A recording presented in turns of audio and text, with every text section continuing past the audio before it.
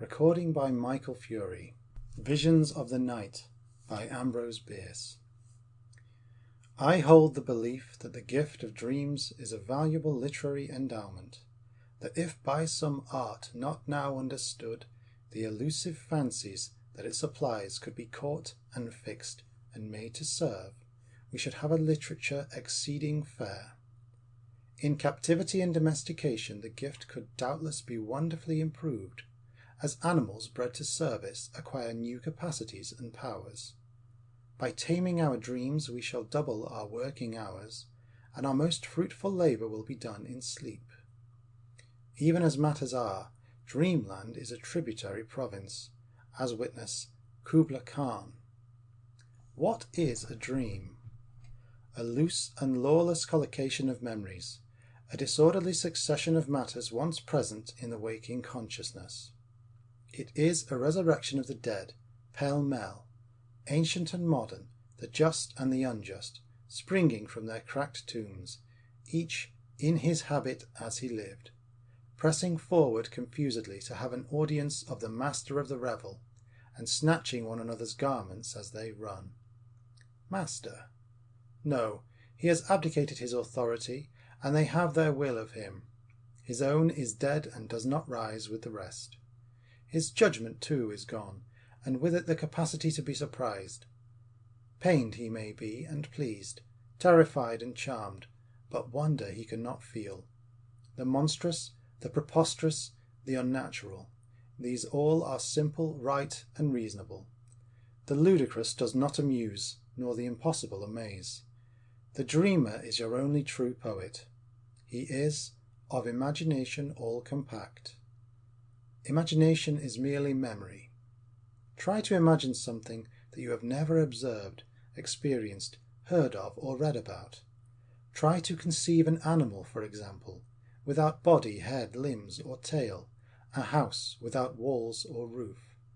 But, when awake, having assistance of will and judgment, we can somewhat control and direct. We can pick and choose from memory's store, taking that which serves, excluding, though sometimes with difficulty, what is not to the purpose. Asleep, our fancies inherit us. They come so grouped, so blended and compounded, the one with another, so wrought of one another's elements, that the whole seems new, but the old familiar units of conception are there, and none beside. Waking or sleeping, we get from imagination nothing new but new adjustments. The stuff that dreams are made on has been gathered by the physical senses and stored in memory, as squirrels hoard nuts. But one, at least, of the senses contributes nothing to the fabric of the dream. No one ever dreamed an odour. Sight, hearing, feeling, possibly taste, are all workers, making provision for our nightly entertainment, but sleep is without a nose. It surprises that those keen observers, the ancient poets, did not so describe the drowsy god, and that their obedient servants, the ancient sculptors, did not so represent him. Perhaps these latter worthies, working for posterity, reasoned that time and mischance would inevitably revise their work in this regard, conforming it to the facts of nature. Who can so relate a dream that it shall seem one? No poet has so light a touch. As well try to write the music of an Aeolian harp.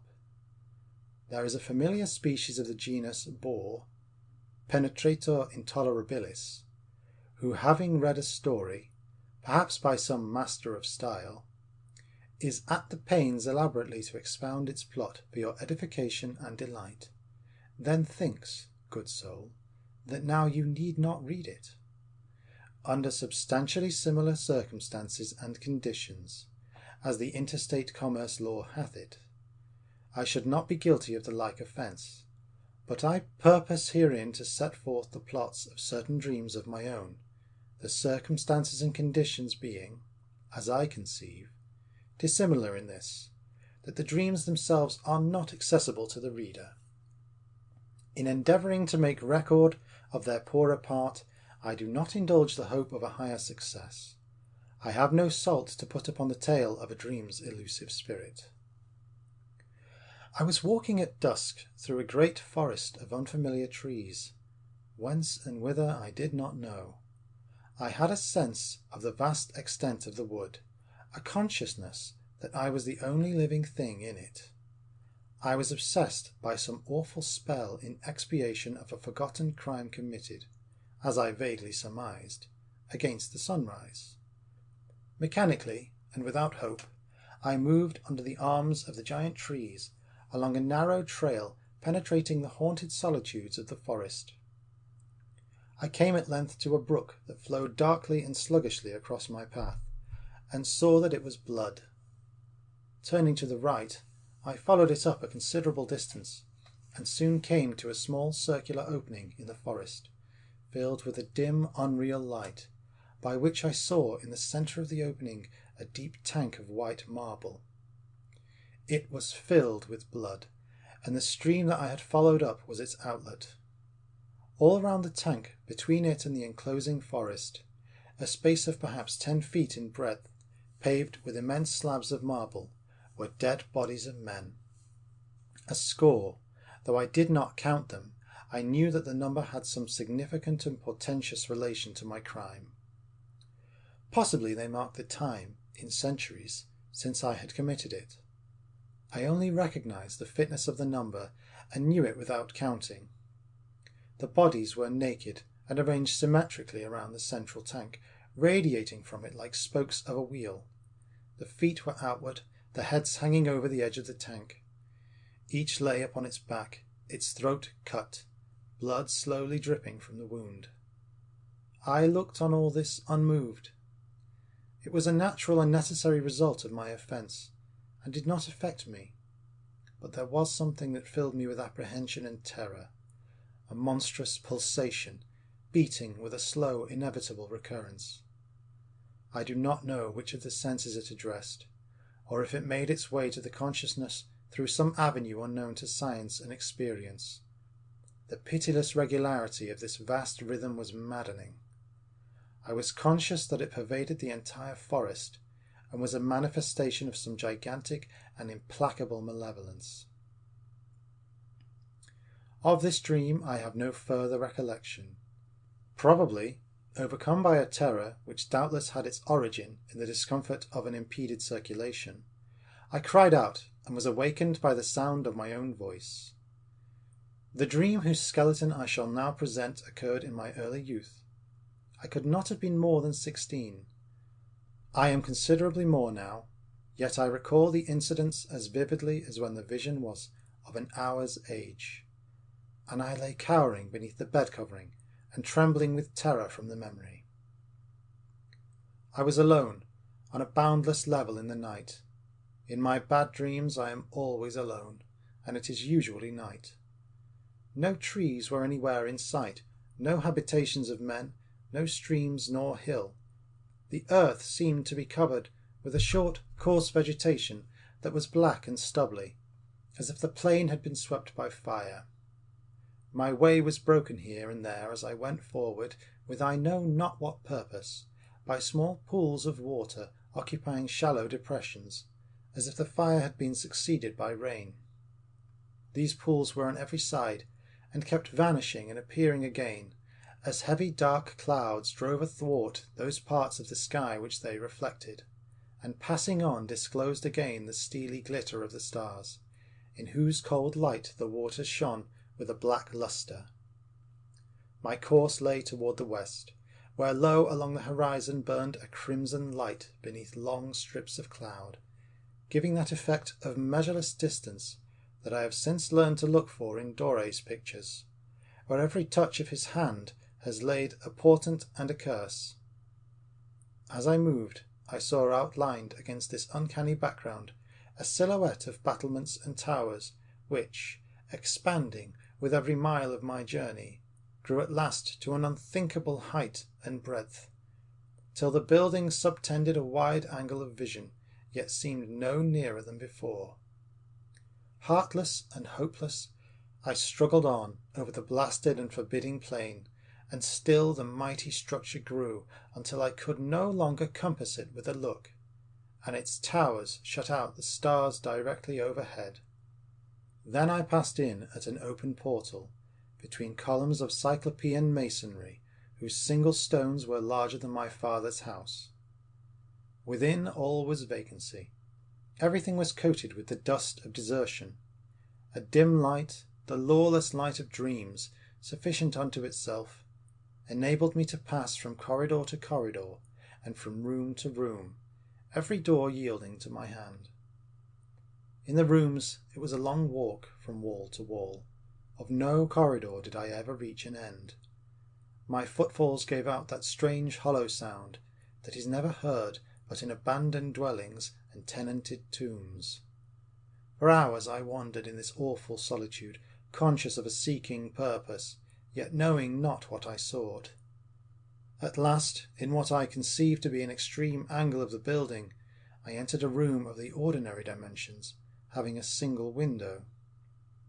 Through this I saw the same crimson light still lying along the horizon in the measureless reaches of the west, like a visible doom, and knew it for the lingering fire of eternity.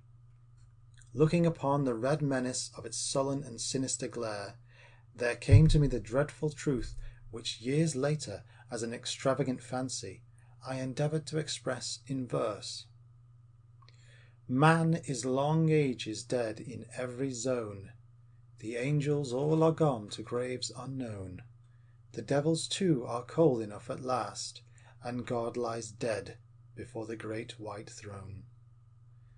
The light was powerless to dispel the obscurity of the room, and it was some time before I discovered in the farthest angle the outlines of a bed, and approached it with a prescience of ill. I felt that here somehow the bad business of my adventure was to end with some horrible climax, yet could not resist the spell that urged me to the fulfilment. Upon the bed, partly clothed, lay the dead body of a human being. It lay upon its back, the arms straight along the sides. By bending over it, which I did with loathing but no fear, I could see that it was dreadfully decomposed. The ribs protruded from the leathern flesh. Through the skin of the sunken belly could be seen the protuberances of the spine. The face was black and shriveled, and the lips, drawn away from the yellow teeth, cursed it with a ghastly grin. A fullness under the closed lids seemed to indicate that the eyes had survived the general wreck, and this was true, for as I bent above them they slowly opened, and gazed into mine with a tranquil, steady regard. Imagine my horror how you can. No words of mine can assist the conception. The eyes were my own.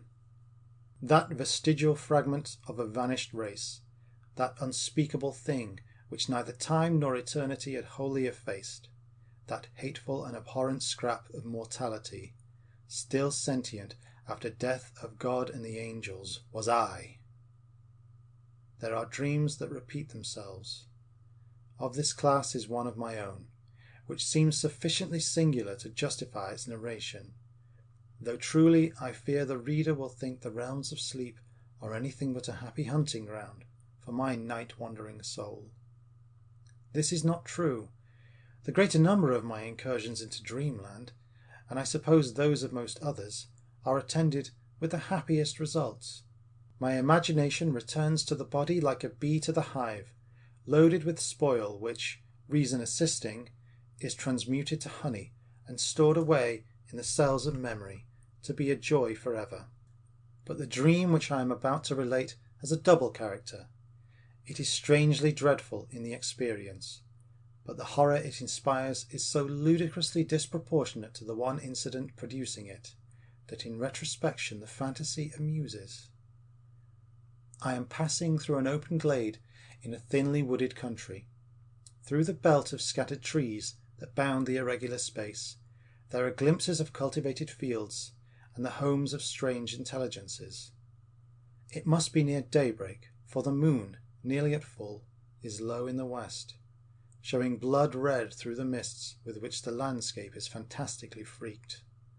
The grass about my feet is heavy with dew, and the whole scene is that of a morning in early summer, glimmering in the unfamiliar light of a setting full moon. Near my path is a horse, visibly and audibly cropping the herbage.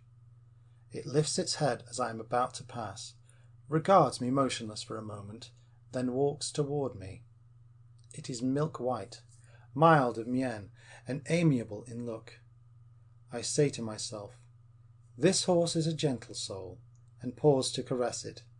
It keeps its eyes fixed upon my own, approaches and speaks to me in a human voice, with human words.